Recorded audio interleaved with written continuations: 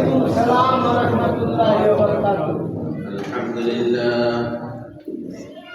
الحمد لله نحمده ونستعينه ونستغفره ونستنصره ونعوذ بالله من شرور أنفسنا ومن سيئات أعمالنا من يهده الله ومن يضلله فلا هادي له ونشهد أن لا إله إلا الله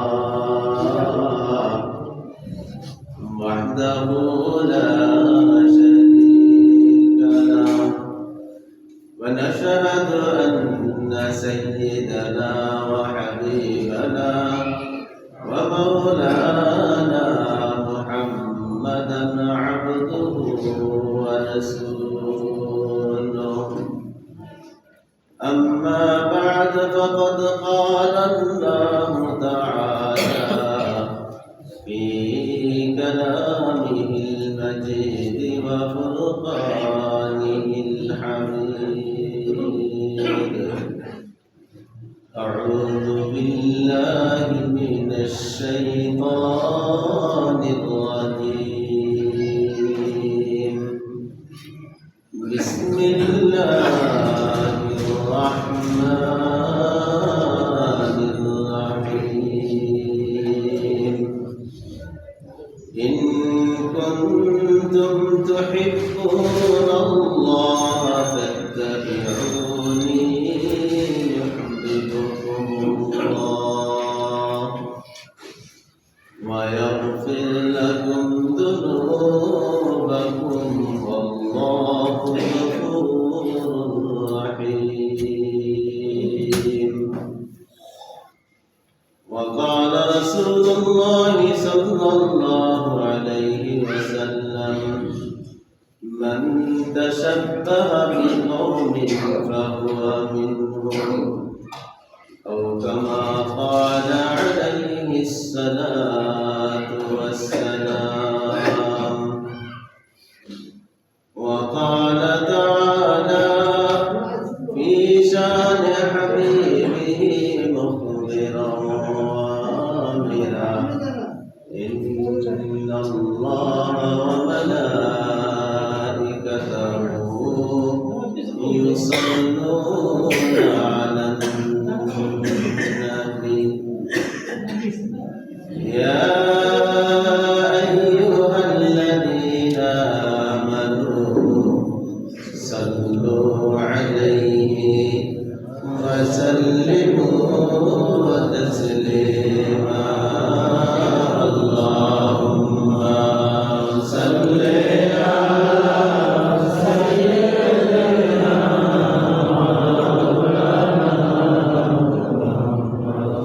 وعلى آل سيدنا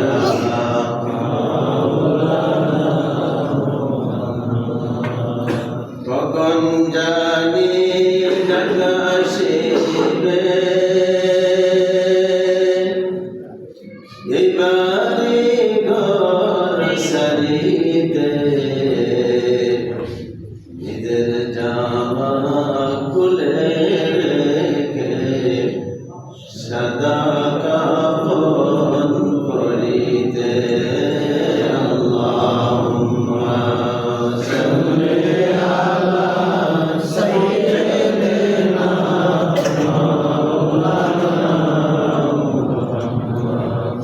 وعلى آل سيدنا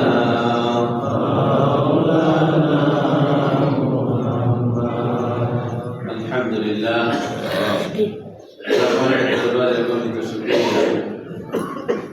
যিনি বড় মেহেরবানি করে মায়া করে মহব্বত করে আপনি আমাকে মায়া দিয়ে আজকের এই পবিত্র জুমার দিন পর্যন্ত বাঁচিয়ে রেখেছেন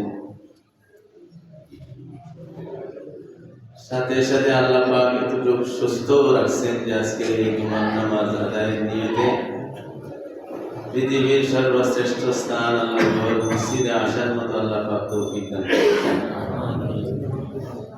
আল্লাহ পাকের দয়া আর মেহেরবানি অন্তর থেকে কালিমাতুর শুকর আদায় করে বলে আলহামদুলিল্লাহ। শুকরিয়া এই জন্য যে আপনি আমার চেয়ে বয়সের যারা সমান ছিল অনেকেই আজকে দুনিয়াতে, কথা ঠিক তো? বলে বয়সে সমান না, বরং আমার চেয়ে বয়সে যারা অনেক কম ছিল তারা আজকে নাই, বেঁচে আছি। আল্লাহ পাক বাঁচিয়ে রেখেছে, কোন সন্দেহ আছে? বেঁচে আছি না, আল্লাহ পাক বাঁচিয়ে রেখেছেন। সাথে সাথে তোমার মতো আমার মতো অনেক মানুষ বেঁচে আছে, কেউ সুস্থ হইয়া, কেউ বাসার বাড়িতে, কেউ মেডিকেলে শুয়ে আছে।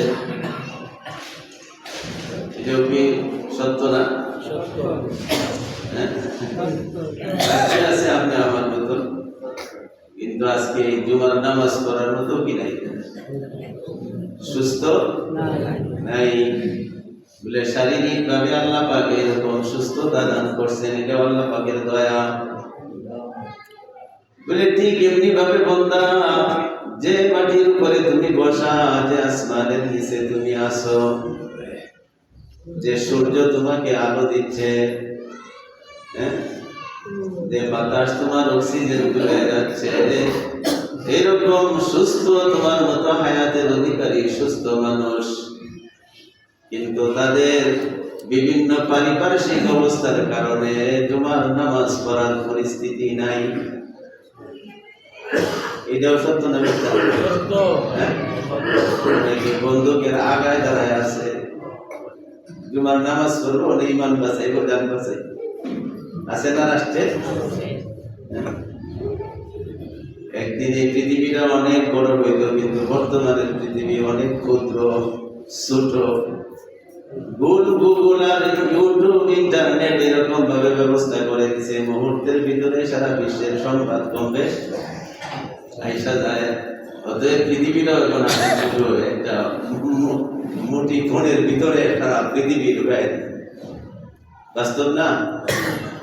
বলে দেখো কত দিক থেকে আল্লাহ পাক তোমার নিয়ামত দান করছে, হায়াতে বাঁচায় রাখছে, সুস্থ রাখছে।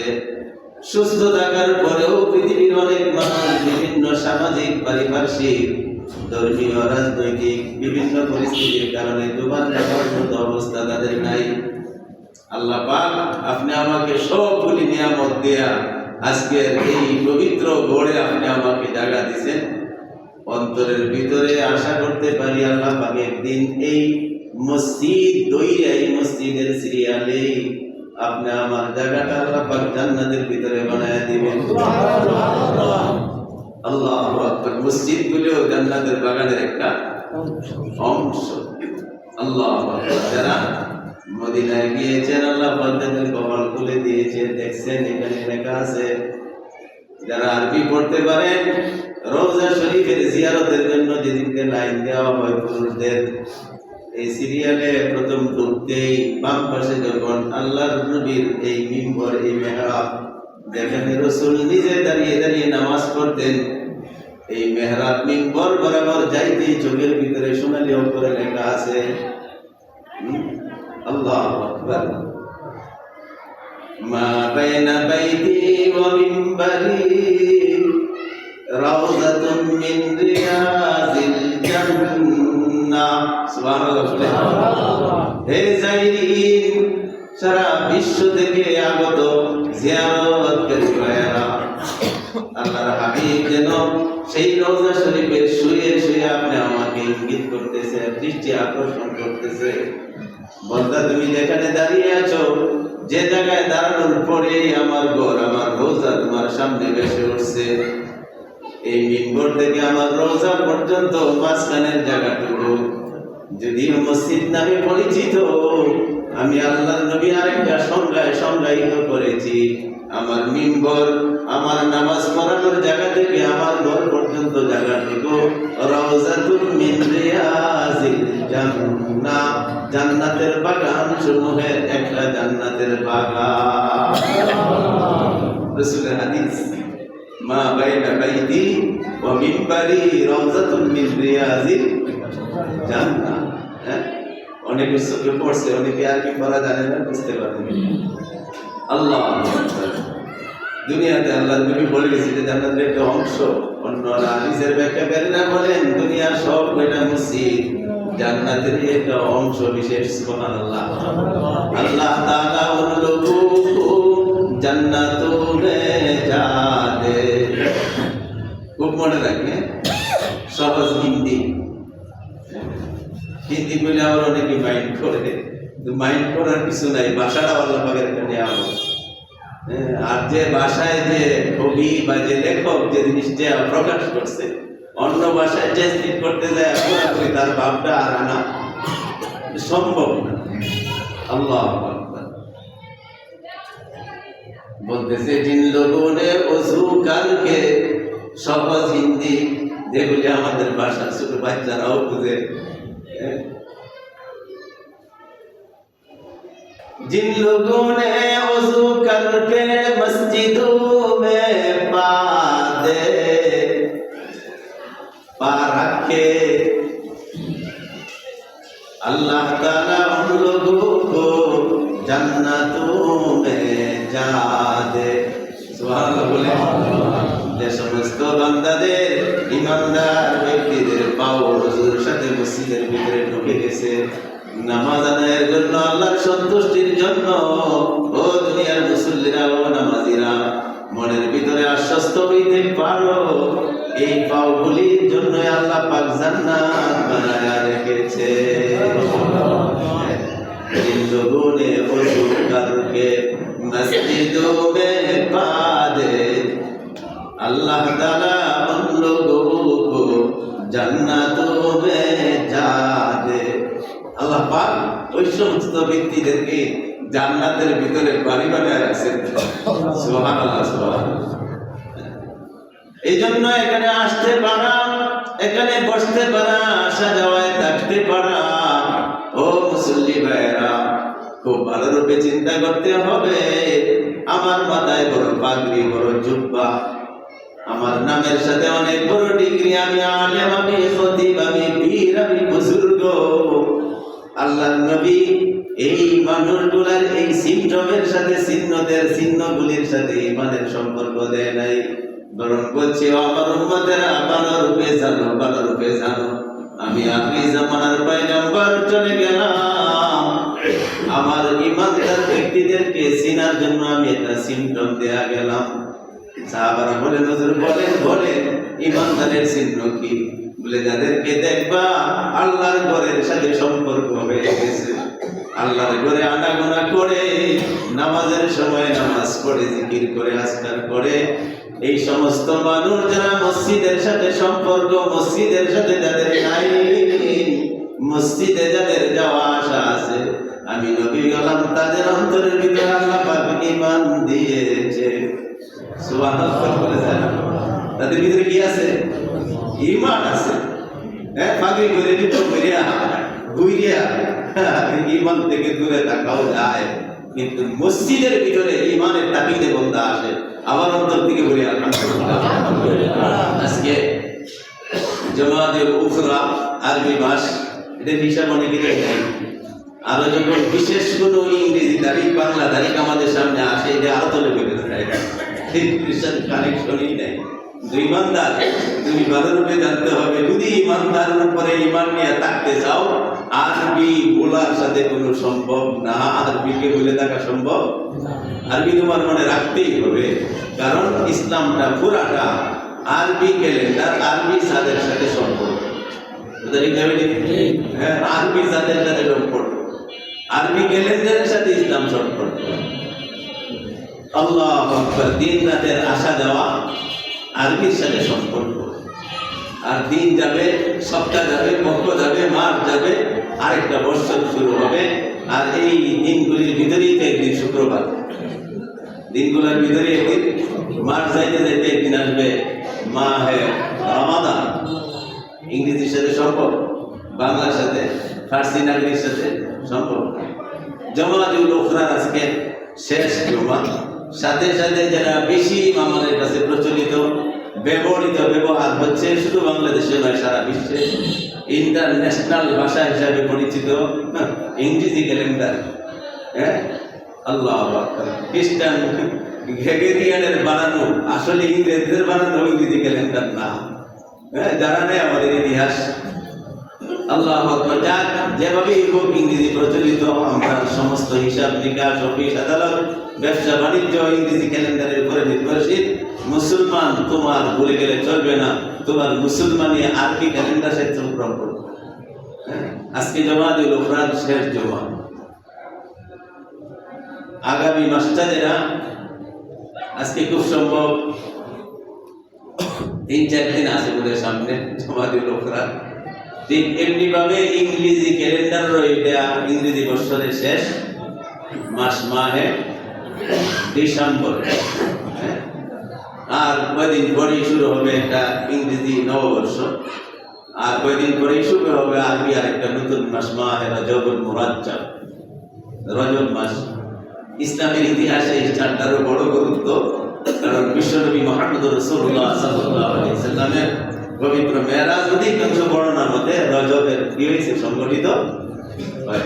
এটাও সামনে আছে, যদিও ডিসেম্বরের ধাক্কায় ঠেলা এটা অনেক তলে করে গেছে। ইতিহাস বলে এই ডিসেম্বর নববর্ষ কোন মুসলমানদের উদযাপিত শুধু ইংরেজি নববর্ষ। গ্রেট ব্রিটেনের ইতিহাস দেখলাম, গ্রেট ব্রিটেনের নৌবহরের সেনাবাহিনী যারা ছিলেন, নৌবাহিনী যারা ছিলেন, ওনারা একদিন খুব পরিশ্রম করছে, সারাদিন পরিশ্রমে পরিশ্রান্ত, ক্লান্ত শ্রান্ত হয়ে বিকালে যখন তারা এই জাহাজে, নৌ জাহাজে প্রবেশ করছে, সবারই মন করা একদম ক্লান্ত শ্রান্ত। কমান্ডারের দিক নির্দেশনাগুলি শুনবে এরকম মন মানসিকতাও তাদের ভিতরে কাজ করতেছে না। অস্বাভাবিক বিভিন্ন জায়গায় দেশের পরিস্থিতি, পারিপার্শ্বিক পরিস্থিতি ব্যতিক্রম হওয়ার কারণে তাদের উপরে চাপ কমে পারে সম্ভব। এদের ভিতরে যারা একটু বুদ্ধিমান এবং ঊর্ধ্বস্থানীয় ছিল, উচ্চ লেভেলের ছিল, তারা চিন্তা করলো তাদের ভিতরে একটু আনন্দ ফুর্তি দেওয়ার দরকার। খ্রিস্টানরা স্বাভাবিকভাবে গ্রেট ব্রিটেনেরও খ্রিস্টানরা বিশেষ করে ক্রিসমাস, এই বড়দিন, এই সেই এইগুলি নিয়ে অনেক সময় ফাংশন করতো। এই ধরনের একটা আনন্দ উৎসবের পরিস্থিতি চলতেছে, এর ভিতরেই কোনো একজন সৈনিক বলল যে আমরা ওই সমস্ত আনন্দ ফুর্তির সাথে, যেহেতু মাসটা শেষ, মাহে ডিসেম্বর, সামনে আসতেছে একটা নতুন বছর, আমরা নতুন বছরের নামে, নতুন বছরের ইউনিফর্ম হবে, একটু আনন্দ ফুর্তির মাত্রাটা একটু বাড়াইতে পারি। যে নিউ বছর, নিউ ইয়ার শব্দ তার মুখ থেকে বাইরেছে, সবার কাছে করে ধাক্কা লাগলে বাস্তব। আমরা আনন্দ ফুর্তির জন্য আরেকটা দিনকে সাথে এক করতে পারি, এটা হলো 31st নাইট, আর হইল ইংরেজি নিউ ইয়ার নববর্ষ। সাথে সাথে শুরু করছে বলা হচ্ছে ইতিহাসের ভিতরে লেখা রাজকীয় বিরাট একটা নৌ জাহাজের ভিতরে তারা আয়োজন করছে। অল্পক্ষণের ভিতরে অন্য অন্য যত নৌ গান ছিল, অন্য অন্য পানির যানবাহন গুলো ছিল, এর ভিতরে তারাও দেখা দেখি শুরু করছে। শুরু হয়েছে গ্রেট ব্রিটেনের সেই নৌবাহিনীদের সর্বপ্রথম শুরু করা হ্যাপি নিউ ইয়ার, নববর্ষ ইংরেজি শুরু হয়েছে। এরপরে থেকে এটা পালিত হয়ে আসছে, বর্তমানেও পালিত হচ্ছে। বলা হয় বর্তমানে যে পালিত হচ্ছে এটার ধরনটা গেছে, এটা পরিবর্তন হয়ে, কারণ ওই ইংরেজ খ্রিস্টান বিজাতি বিধর্মীরা যেভাবে পালন করে তার চেয়েও বেশি গুরুত্ব এবং ইসলামের বাহিরের রীতিনীতির দ্বারা পালিত হচ্ছে ইংরেজি নববর্ষ মুসলমানদের দ্বারা। কুরআনুল কারীমের আয়াত দ্বারা আল্লাহ পাক বলতেছে, বান্দা তোমার ঈমান নির্ভর, একটু আগে যা শুনতেছিলা তোমার ভিতরে ঈমান আছে, তোমার ঈমানটা নির্ভর করবে আমি আল্লাহ পাকের ভালোবাসার সাথে। আর আমার ভালোবাসার মাপকাঠি আমি অনেক ঊর্ধ্বে, তোমরা নিচে অনেক আলোচনা শুনছো। এখানে আমি স্রষ্টা, তুমি সৃষ্ট। স্রষ্টা সৃষ্টির সাথে সম্পর্ক হওয়াটা বড় কঠিন, আমি মাঝখানে মাধ্যম বানাই দিয়েছি মুহাম্মদুর রাসূলুল্লাহ সাল্লাল্লাহু আলাইহি ওয়াসাল্লাম। সেই ধারাবাহিকতায়, যে ধারাবাহিকতায় বাবা আদম প্রথম নবী, প্রথম মানুষ থেকে পৃথিবীর মানুষের কাছে আল্লাহর ঐশী বাণী পৌঁছানোর ব্যবস্থাপনা আমি নবী রাসূলদের মাধ্যমে করেছি, সেই ধারাবাহিকতায় আখিরি জামানার পয়গম্বর মুহাম্মদুর রাসূলুল্লাহ সাল্লাল্লাহু আলাইহি ওয়াসাল্লাম আসছেন নিজের কোনো মত, নিজের কোনো পথ, নিজের কোনো ইজম, নিজের কোনো আদর্শ দুনিয়ার মানুষকে শিক্ষা দেওয়ার জন্য না, বরং আসছে একমাত্র আমার বিধান, আমার দেওয়া পদ্ধতি, রাস্তার মত আর পথ তোমাদেরকে জানায় দেওয়ার জন্য আমি মুহাম্মদুর রাসূলুল্লাহ সাল্লাল্লাহু আলাইহি ওয়াসাল্লামকে নবীদের ভিতরে শ্রেষ্ঠ নবী বলে, শ্রেষ্ঠ নবানা সমস্ত নবীদের যিনি ইমাম, রাসূল দেশের ভিতরে শ্রেষ্ঠ রাসূল বলে না, তিনি রাসূলদের ভিতরে শ্রেষ্ঠ না, তিনি সাইয়্যিদুর রাসূল, সমস্ত রাসূলগণের সর্দার, সমস্ত নবীদের ইমাম, সমস্ত নবীদের ইমাম। সুবহানাল্লাহ বলেন। শুধু নবী নয়, সমস্ত নবীদের তিনি ইমাম, শুধু রাসূল নন, সমস্ত রাসূলদের সর্দার। তিনি আনলেন ইসলাম আর জীবন ব্যবস্থা দান করলেন, যে জীবন ব্যবস্থা, যে ইসলাম, যার মূল মন্ত্র হলো আল্লাহ পাকের সেই আসমানি গ্রন্থ আল কোরআন। রাসূল করিম সাল্লাল্লাহু আলাইহি সাল্লামের আদর্শ সারা গোটা জিন্দেগির ভিতরে সাহাবায়ে কেরাম কিতাবের ভিতরে আছে। আল্লাহর নবীর আহলিয়া যারা ছিলেন, পবিত্র স্ত্রী আম্মা জানরা আমাদের যারা ছিলেন, তাদের কাছে জিজ্ঞাসা করছি একটু বর্ণনা করুন রাসূলের জীবন চরিত্র আদর্শ, তার হালচাল কিছু বর্ণনা করুন। আম্মা জান আয়েশা সিদ্দিকা রাদিয়াল্লাহু তাআলা আনহা, যিনি ধর্মীয় দিক থেকে সমস্ত বিবিগণের চেয়ে বেশি ছিলেন পারদর্শিতাপূর্ণ, সবচেয়ে বেশি অভিজ্ঞতাপূর্ণ, সেই আম্মা জান আয়েশা রাদিয়াল্লাহু তাআলা আনহা সাহাবাকে পর্দার আড়াল থেকে বলতেছিলেন, ও সাহাবী, তুমি কি কোরআন পড়েছো? বলে হ্যাঁ, কোরআন তো পড়েছি, পড়তেছি, বহু পর্যন্ত পড়বো। আল্লাহর হাবিব মুহাম্মদুর রাসূলুল্লাহ আদর্শ জীবন চরিত্রটা ছিল পুরা একটা কোরআন, পুরা একটা কোরআন, খুলুকুল কোরআন। সেই কোরআনের দ্বারা আল্লাহ পাক তার হাবিবকে যা দিয়েছেন, বলছে হাবিবকে সামনে রাখো, তার মডেল, তার আদর্শ, তার নমুনা, তার উসওয়া, তার পথ, তার মত, এইগুলি তোমরা ধরো। ইউহিব্বুকুমুল্লাহ, আমি আল্লাহ পাক বলতেছি, আমি আল্লাহ তোমাদেরকে ভালোবাসি। আর জান্নাতে যাওয়ার জন্য আর কিছু দরকার নেই, আমার ভালোবাসা যদি পাওয়া যাও, তার রাস্তায় একটা আমার বন্ধু মুহাম্মাদের অনুকরণের বিকল্প কিছু নাই, তার অনুকরণ অনুসরণ করবা, আমি তোমাকে ভালোবাসবো। সুবহানাল্লাহ। আমার ভালোবাসা তোমার আয়েশা যাবে, তোমার ভালোবাসা আমার কুদরতি দিলের ভিতরে এসে যাবে। একটা যে ভালোবাসো তুমি, এইটার দাবি পরিবর্তে ভালোবাসা পাইছো সমানে সমান। আমি তো তোমার মতো না, আমি বড় মেহেরবান, আমি বড় মেহেরবান, দয়ালু। যে দয়ালু, দয়ার সীমা পরিসীমা নাই, যে মেহেরবান, খোদার মেহেরবানির কোনো সীমা পরিসীমা নাই।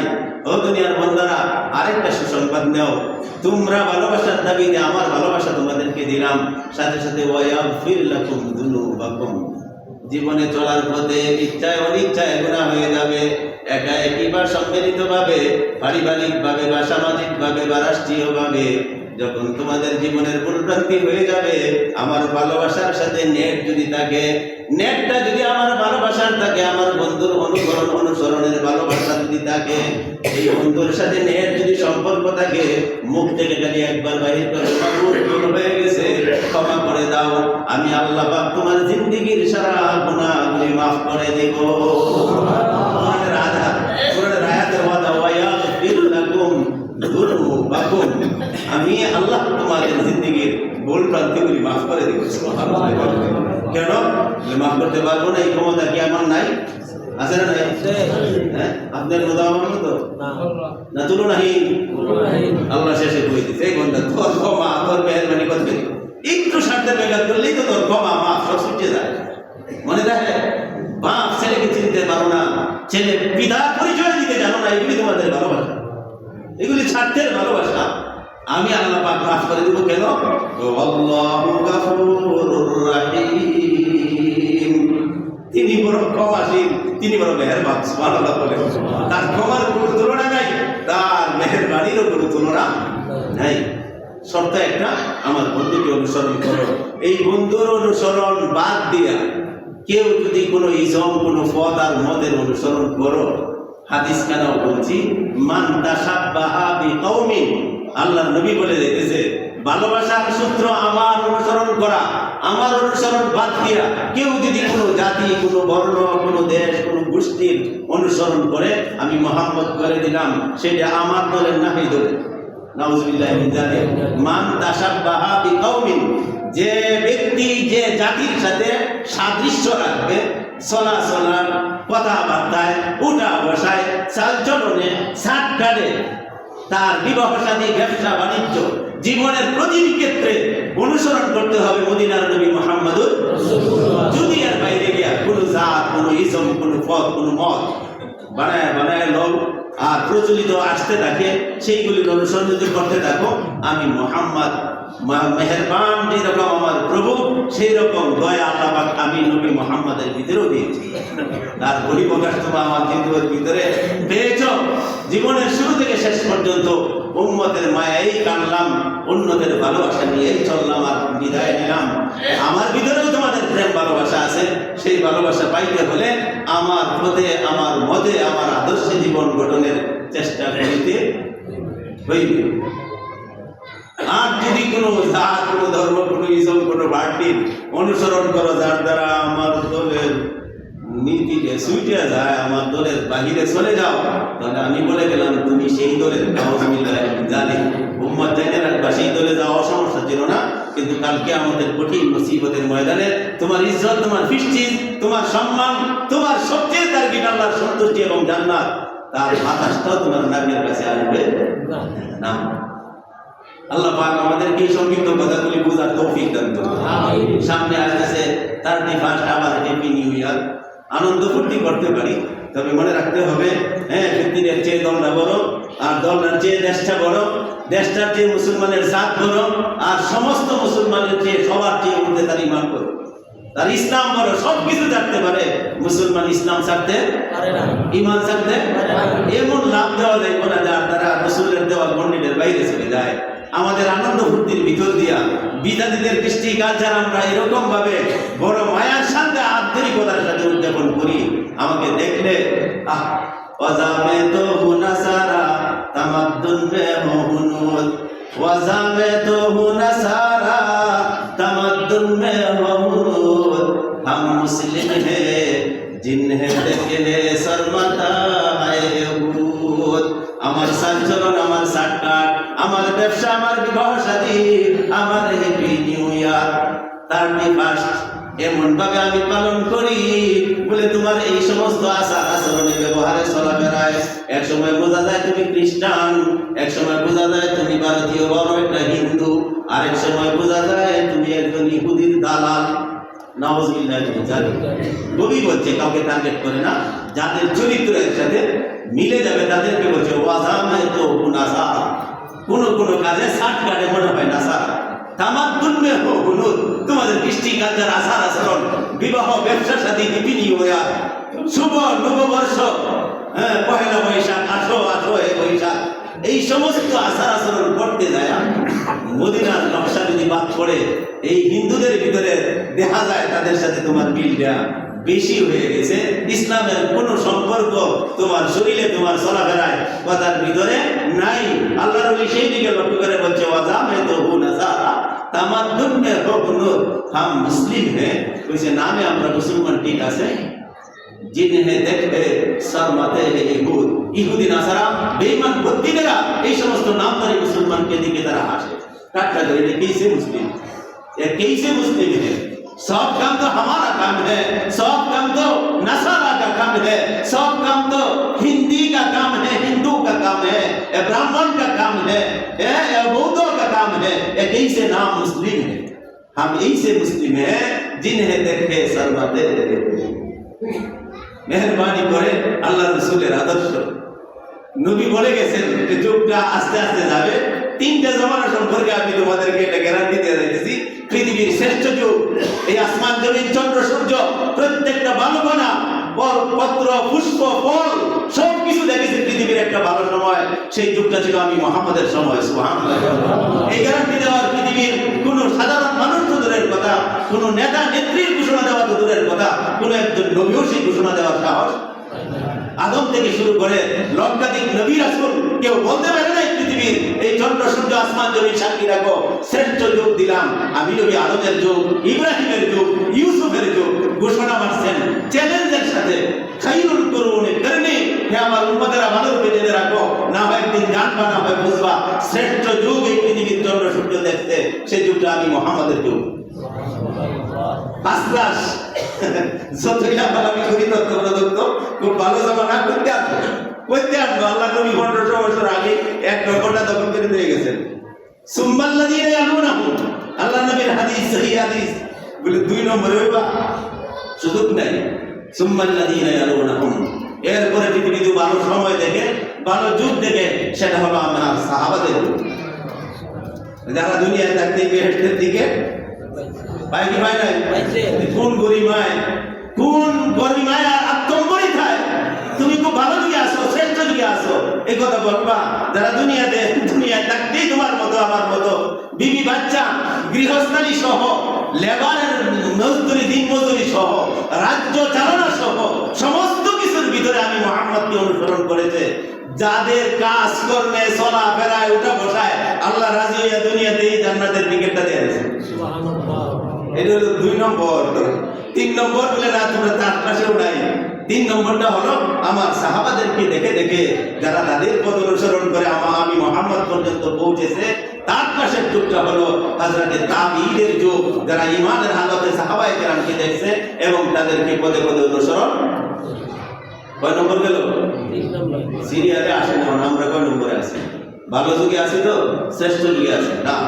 রাসূল বড় সাবধান করছে, হে আমার উম্মতেরা, আমি চলে যাব, এমন জামানা আসবে খুব কঠিন হবে ইসলামকে রেখে যাওয়া, ইসলামকে ধরা, ইসলামের উপরে জীবন যাপন করা খুব কঠিন হয়ে যাবে। নানা রকমের পথ আর মত নিয়ে আসবে, হাজি ইসলাম, এইটাই কোরআন, এইটাই হাদিস, এরকম মতের আর পদের অভাব থাকবে না। নাউযুবিল্লাহি মিন যালিক, নাউযুবিল্লাহি মিন যালিক। সাহাবায়ে কেরাম হাদিসের ব্যাখ্যাকারীরা বলেন জমে গেছে, বুঝে বলেন কি? বলে হ্যাঁ, এমন আসবে কত তাদের পদ আর কত তাদের মত তোমাদের সামনে আবিষ্কার হবে। লুজু করা কি? তোমাদের ভিতরে যদি কেউ এই যুগটা পায় ফেলো, এই সময় বেদাত, নব আবিষ্কৃত নতুন নতুন ফল, নতুন নতুন মত, যার সাথে না আছে কোরআনের মিল, না আছে হাদিসের মিল, না আছে বৃহত্তর উলামায়ে কেরামের ব্যাখ্যা বিশ্লেষণের মিল, এইরকম পথ আর মত রয়েছে, বলবো এই হুজুর কি হুজুরা তো হুজুরের কথা বই যায়। এই পথ আর মত বর্তমানে এখনো আয় নেই, হ্যাঁ আয়া গেছে। তাহলে জানেন পৃথিবীর হায়াতটাও বেশি বাকি নাই, সাবধান হইতে হবে। পৃথিবীর হায়াতটা বেশি বাকি নাই, দুটো ব্যাখ্যা। একটা হলো বান্দা, তোমার লাগে তো নিশ্চিত তুমি মরবা, তোমার জন্য কেমন না সন্দেহ আছে? এই জন্য পৃথিবীর হায়াত বেশি বাকি নাই। আর যদি সার্বিক অর্থে সেই শব্দগত অর্থেই যদি ঠিক নিতে চাও, আল্লাহ রাসূল তো বলে গেছেন, আমি আখিরি জামানার নবী, আমার সাথে আজকে আমাদের সম্পর্কটা হলো অতটুকু। এভাবে দেখাইছেন না ওয়াসাহাতাই সাহাবায়ে কেরামদের দেই সাহাবারা, আমি আর কি আমার দল এই লুজু কি বলতে চান? বলে এই আঙ্গুলের মধ্যে বাঁকা যতটুকু, কিয়ামতটা হওয়ার সময় অতটুকু। সুবহানাল্লাহ, সুবহানাল্লাহ।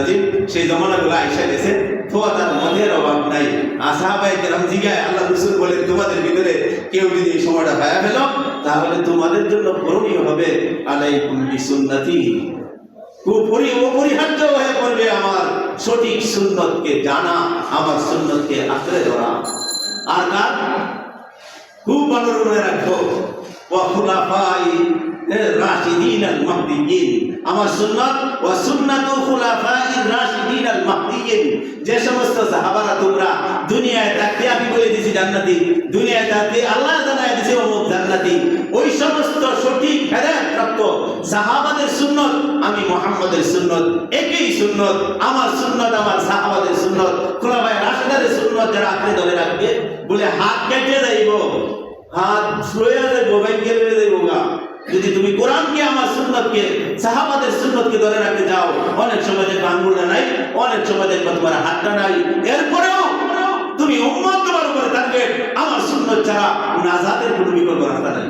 হুজুর করুন কি হাত তো গেছে গা, হাত তো আলাইকুম বিন নাওয়াজিজ, আল্লাহর নবীর পবিত্র জবানের কথা, উম্মত ভালো রূপে মনে রাখো, ভালো রূপে মনে রাখো, তোমার হাত নাই, চলে গেছে হাত দুশমনদের, শত্রুদের টানে। আল্লাহর নবী সেই সময় বলে গেছে, তোমার মুখের দাঁত দিয়া শব্দ করে কামড়াই ধরে রাখবে, কামড়তে ধরে রাখবে আমার সুন্নত, আমার সাহাবাদের আদর্শ, বিকল্প জান্নাতের রাস্তা নাই।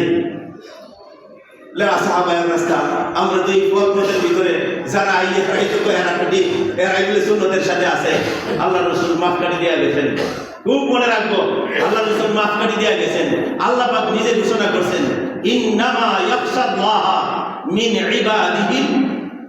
শব্দটা কি জানা নাই? পরে শব্দ কি? ইন্নামা ইয়াখশাল্লাহ মিন ইবাদিহিল উলামা। দুনিয়াতে লক্ষ কোটি মিলিয়ন ট্রিলিয়ন বান্দা আমার থাকবে। এই দুনিয়ার মানুষ ভালো রূপে জানিয়ে রাখো, কোনো কিছু হেফাজতের দায়িত্ব আমি আল্লাহর হাতে নেই নাই, কিন্তু আমার কোরআন হেফাজতের দায়িত্ব কত তোমায় বলতেছিলাম আমি আল্লাহ আমার হাতে নিয়েছি। কোরআন হেফাজতের দায়িত্ব, কোন মসজিদ মাদ্রাসা হেফাজতের দায়িত্ব আমার নাই। বানাইবা তোমরা, রক্ষা করবা তোমরা, রক্ষা করবা না চলে যাবে। পৃথিবীতে অনেক মসজিদ গির্জা হয়ে গেছে, তোমরা যখন আবার হাত বাড়াইছো, মুসল্লি বাড়ছে, আবার গির্জাগুলি আমি আল্লাহ পাক মসজিদ বানাই দিয়েছি। ইতিহাস আছে না নাই?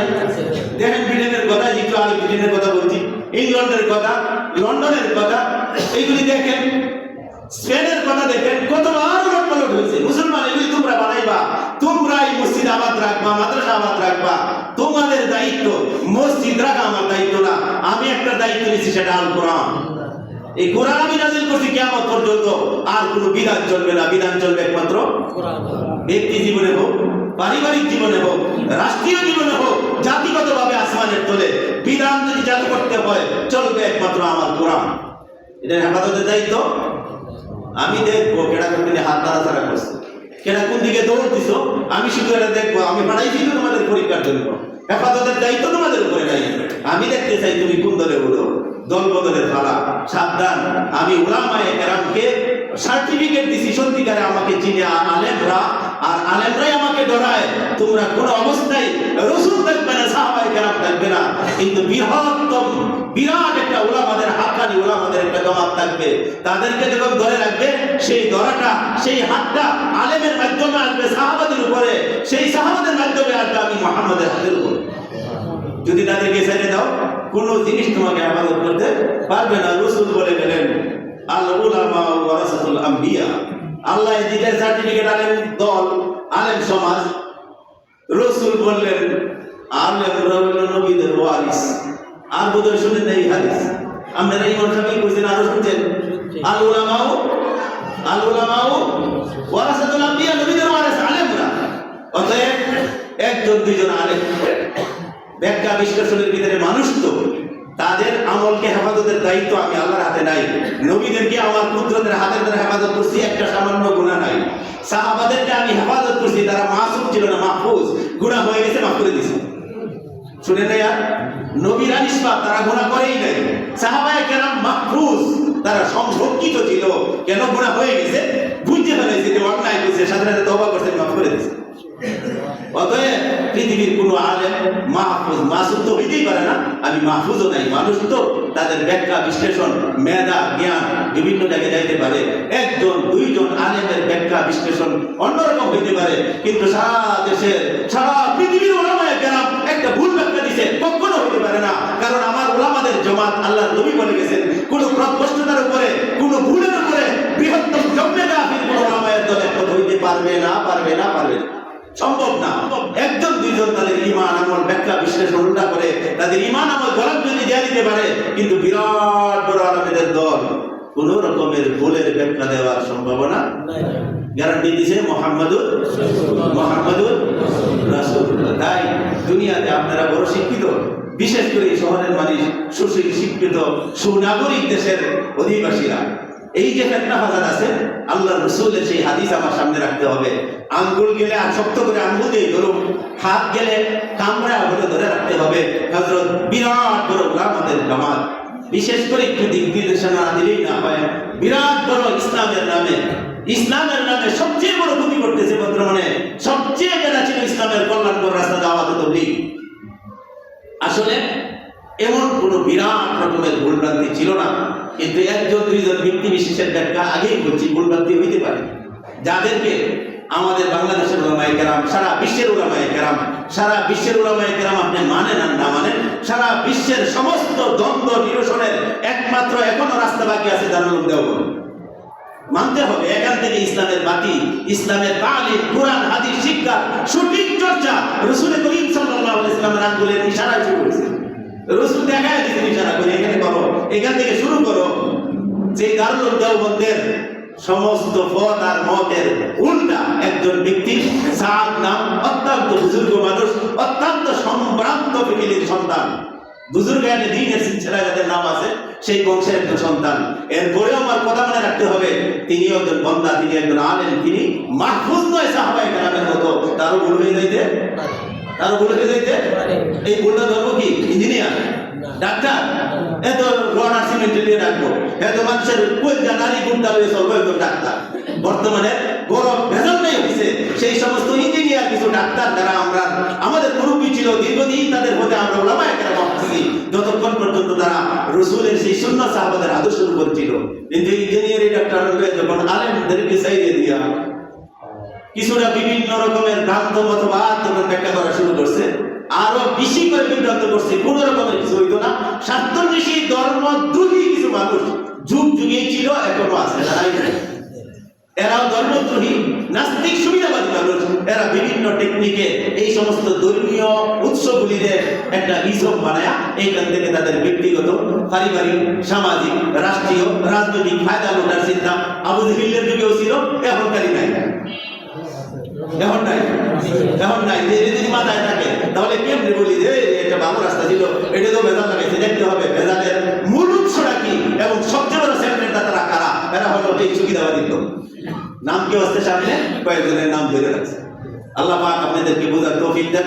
একটু সময় বেশি হয়ে গেছে, এরপরেও বড় ফেতনার যুগ, আপনি আমার বড় সাবধান হইতে হবে। হযরত উলামায়ে কেরামের আমি প্রায় মসজিদের ভিতরে বলি, একদিন বলেও ফেলছি, বলি আমি কোনোদিন বলি নাই কোনো জায়গায় যে ডিগ্রি নিতে নিতে আল্লাহ পাক আপনাদের দোয়ায় কোনো ফখর নাই, কোনো গৌরব নাই, শুধু বোঝার জন্য বলতেছি। অনুপ্রেরণার ভিতরে তাকে আল্লাহ পাক লেখাপড়ার সুযোগ দিবে। আমি সবচেয়ে বড় কওমি মাদ্রাসার কোনো নাম নাই, সার্টিফিকেট নাই, ডিগ্রি নিয়েছি হাটাজারি মইনুল ইসলাম ঝাড়গ্রাম থেকে, সর্বোচ্চ ডিগ্রি নেয়া, যেটা দাওরায়ে হাদিসের পরেও বিশেষ আর একটা কোর্স, সেটাই করছি গিয়া চট্টগ্রামে। এইখান থেকে আয়সা মন্ডায় কয় যে না সরকারি কিছু আলেমরা আছে, এই লাইনও শুনুন, একবারে দাখিল, আলিম, ফাজিল শুরু করে কামিল পর্যন্ত ডাকালিয়া কামেলও দিছে। আরেকদিন বলছিলাম যে এখান থেকে সেই সময় কামেল মাস্টারদের সমান দাম ছিল না, এইরকম শুধু ইন্টারমিডিয়েটের দাম দিত। কলেজ ইউনিভার্সিটির গিয়ে মাদ্রাসা লাইনের আমার এক স্যারে কই আমার পরীক্ষা দিয়েছে ঢাকা কলেজে, আমি সেই ঢাকা কলেজে বিএ পরীক্ষা দিছি।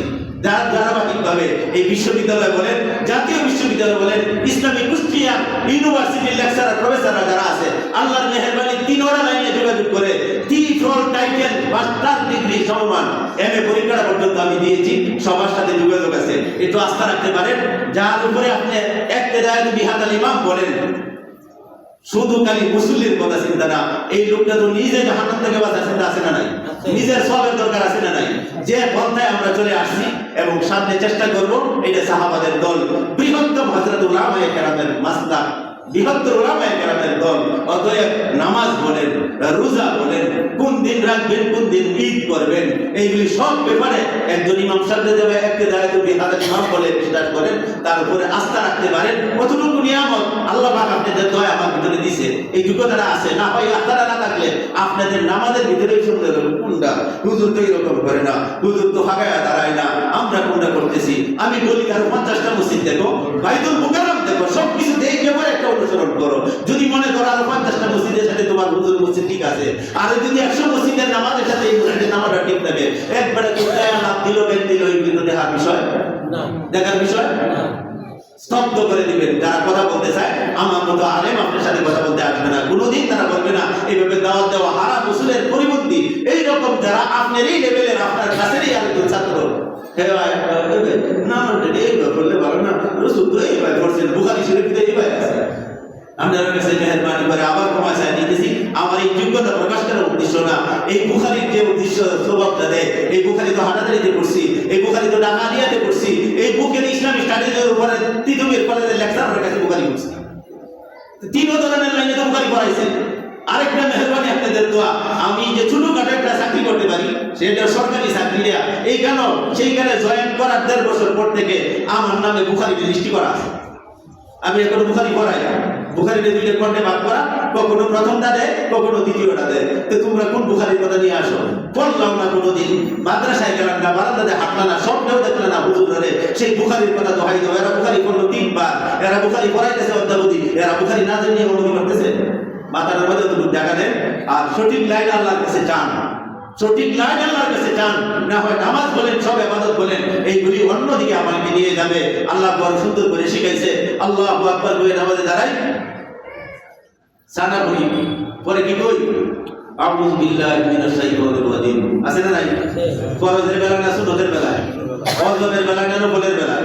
না সব নামাজের বেলায়? আল্লাহু আকবার সানা করছেন, যেই সূরা ফাতিহা পড়বেন আল্লাহ পাক আগে শিখাইছে, বান্দা তুই চেষ্টা করবে। এই শয়তান মানুষের মধ্যে থেকে আছে, জিন্নাতে বা মিনাল জিন্নাতি, এটা কোনটাকে নিলো জানো না? মিনাল জিন্নাতি, মিনাল জিন্নাতি, যারা অন্তরের প্রবন্ধে লাগে, কানে কানে কান কথা বলে, এইগুলি শুধু জিন না, এগুলি মানুষ। মিনাল জিন্নাতি, মিনাল জিন্নাতি বানায় কোরআন বুঝি না, আছে কোরআন শরীফের ভিতরে, আল্লাযী ইউওয়াসবিসু ফি সুদুরিন নাস, মানুষের মনের ভিতরে, সিনার ভিতরে কুমন্ত্রণা দেয়। আল্লাহ সিন বা তোমার সিন আছে, কই মিনাল জিন্নাতি, কই জিনরও দেয়, জিন শয়তান ইবলিসও দেয়, আর ইবলিসের সারা ফেলা কিছু মানুষ আছে তারাও দেয়। নাউযুবিল্লাহি মিন যালিক। এইজন্য আল্লাহ নামাজের কত শ্রেষ্ঠ ইবাদত, সারাটা পড়ে আউযু বিল্লাহি মিনাশ শাইতানির রাজিম। পড়ি কি পড়ি না? অর্থটা কি? আল্লাহ কোনটাই ঠিক থাকবো না, কোনটাই ঠিক থাকবো না। সঠিক পথে তোমার নবীর পথে চলার জন্য শয়তানের ওয়াসওয়াসা থেকে বাঁচতে চাই। এই যে মানুষ নবী আছে, জিন নবীও আছে। আমি সংক্ষেপে বলে দিলাম, মিনাশ শাইতানির রাজিম, বিতাড়িত শয়তান, মানুষ হোক আর জিন হোক, সমস্ত বিতাড়িত শয়তান থেকে তোমার কাছে আশ্রয় চাইতেছে। কারণ তুমি যদি আশ্রয় না দাও, ঈমান নিয়ে কবরে যাওয়া সম্ভব না। আল্লাহ পাক বুঝার, আমল করার